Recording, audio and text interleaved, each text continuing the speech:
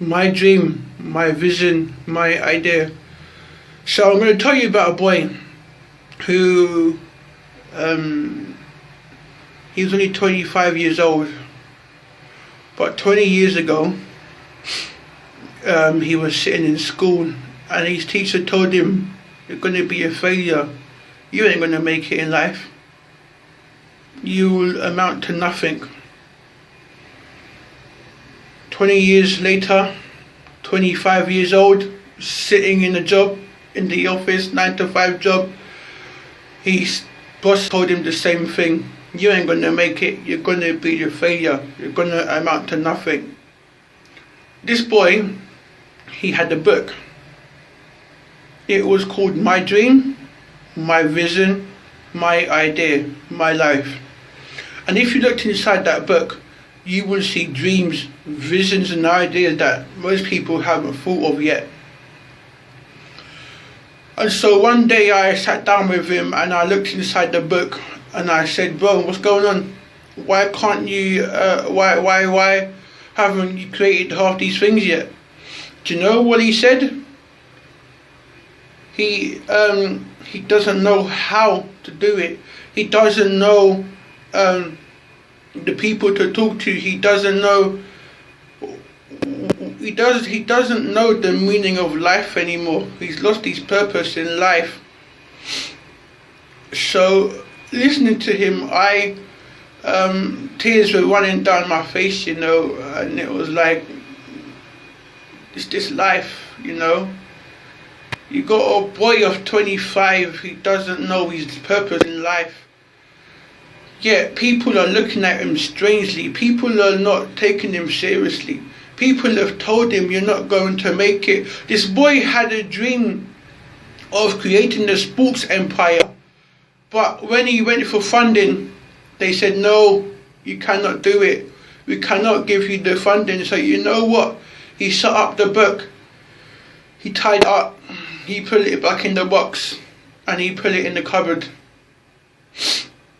So a couple of months later, we found out that he had committed suicide.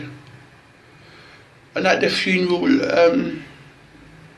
everybody was there, from his ex-wife to his new wife to his girlfriend, ex-girlfriend, you name it.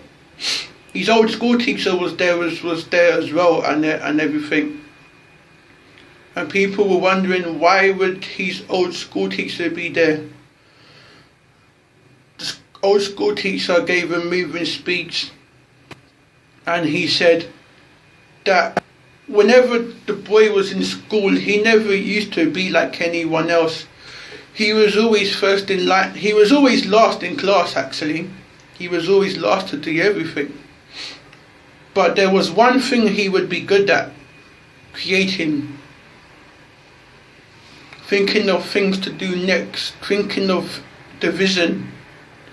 But people used to take the mick out of him. They were like, "But how do you know it's going to happen? How do you know?" And so every day after that, he went home demoralized, defeated, depressed. No one to talk to. So what am I trying to say here?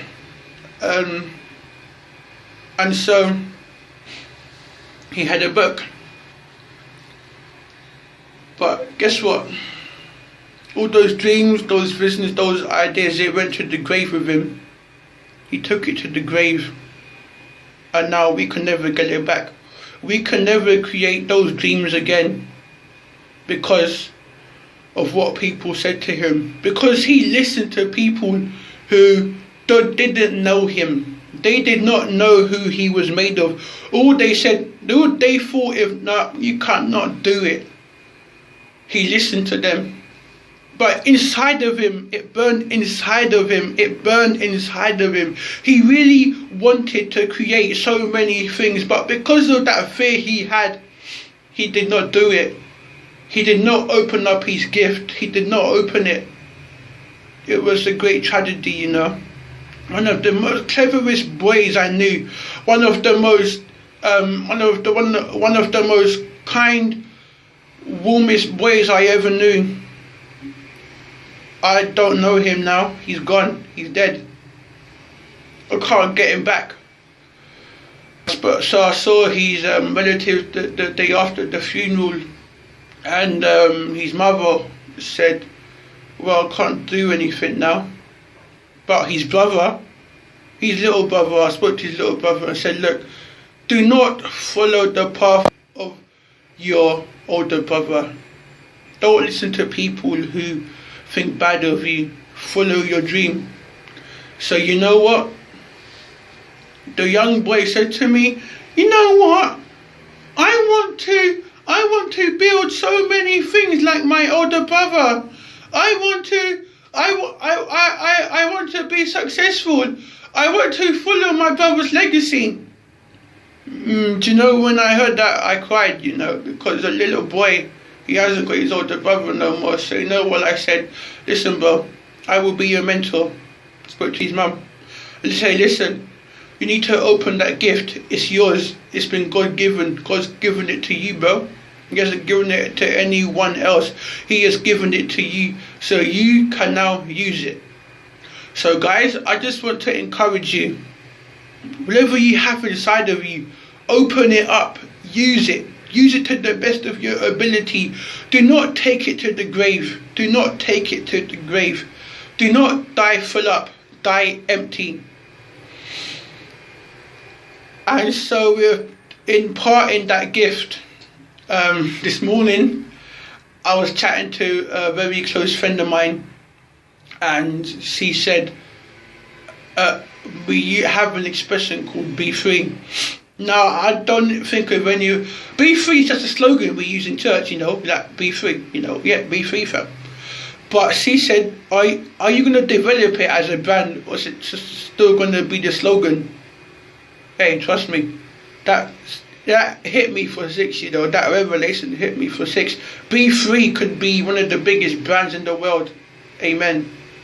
So yeah, be free, guys. Use your talents, use your gifts, be free, be open, do what you want to do in life. Don't apologize for it, because it's yours. It's got your name on it. It's been given to you. Yes, you. So have a good morning, have a good day, have a good evening, wherever you are in the world. I don't know where you will be right now, but right now is what matters, not tomorrow, not yesterday. Today matters. So be the best that you can be. Don't listen to people who think bad of you, because they're not living your life for you. You are living your life.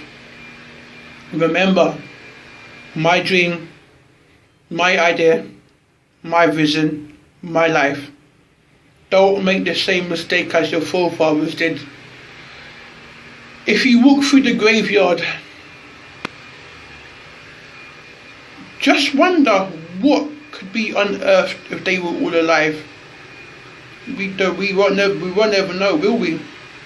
Amen. Speak to you soon, guys. Love you all, and we shall see you soon.